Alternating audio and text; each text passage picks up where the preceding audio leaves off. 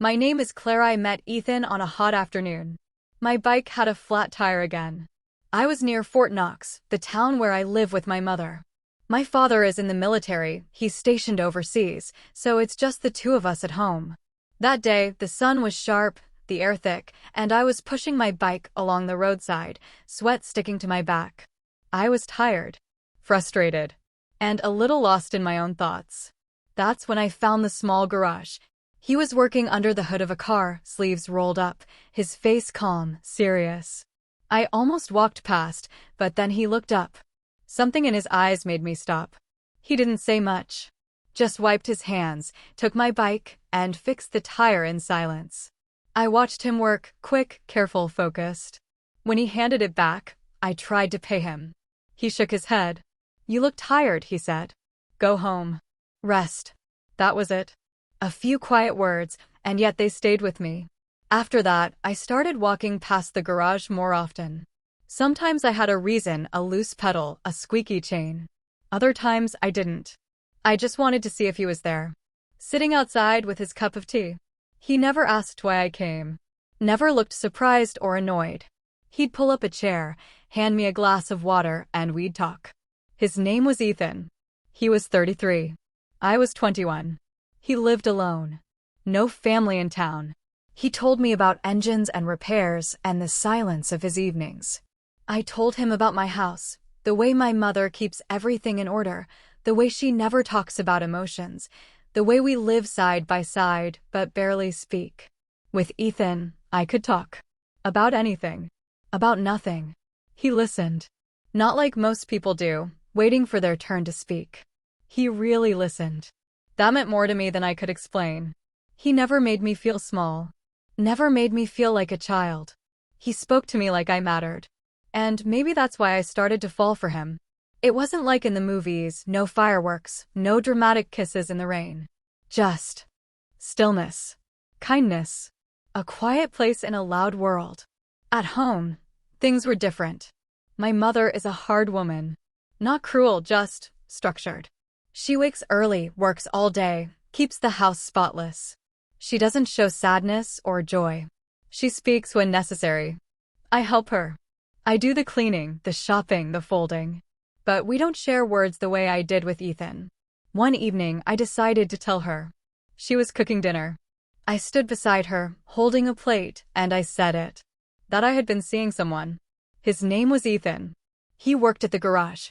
He was kind. And he was 33. She paused, looked at me, and said one word, "No." That was it. No. She told me to stop seeing him. Said he was too old. Said it wasn't real love. Said I was too young to know what I was doing. She didn't ask what he was like. Didn't want to know more. She just said no. That night, I sat on my bed for hours. I didn't cry. I just felt a weight in my chest. I told Ethan what happened. He didn't get angry. He just nodded and said he understood.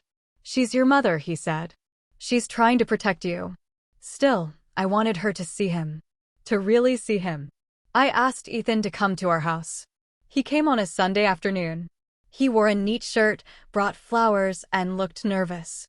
My mother sat stiffly on the sofa as he introduced himself. He spoke slowly, respectfully. Said he admired me. Said he had no in his eyes. "I don't want to be the reason you lose your family," he said. "I don't want to lose you," I told him. He smiled gently. Love's not always enough. I could feel him slipping away. And I understood why. One night, he walked me home. We stood at the gate. He looked at me, then at the road.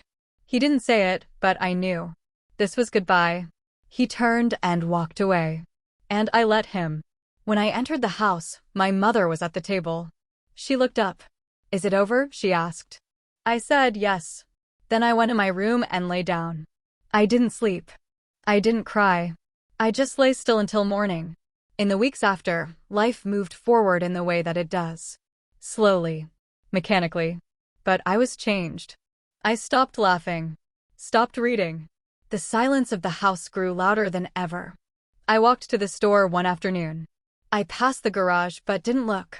I didn't want to feel that pain again. Then I heard it, my name. I turned. It was him. He was standing near the garage door. He looked tired, like he hadn't slept in days. He didn't move toward me, just gave a small wave. I waved back. And then I walked away. That night, I didn't sleep again. I kept seeing his face. He didn't look angry. Just empty. Like someone who missed someone deeply but had no words left to say it. I didn't see him after that. Maybe he left town. Maybe he found someone else. I never asked. I started going out more. Sitting on park benches. Watching the wind move through trees. Slowly, the heaviness lifted. Bit by bit. One morning, my mother and I were in the kitchen. She didn't look at me when she said, "You did the right thing." I didn't answer. Maybe she was right. Maybe not. But I felt something settle in me, not peace exactly, but acceptance. A soft pain I could carry. The seasons changed. Leaves fell. Mornings grew cold. One afternoon, I walked to the other side of town. I bought a notebook. Nothing fancy. Just something to hold. To make something mine again. Later, I found a small job at a repair shop, not fixing things, just helping with calls and cleaning up. My mother didn't object. She just asked if I needed help picking clothes. That was her way of saying yes. The work kept me busy. I met kind people. I smiled sometimes, small smiles, but real ones. Sometimes I walked past the garage. The doors stayed shut. I never saw him again. But I didn't need to. I had already said goodbye.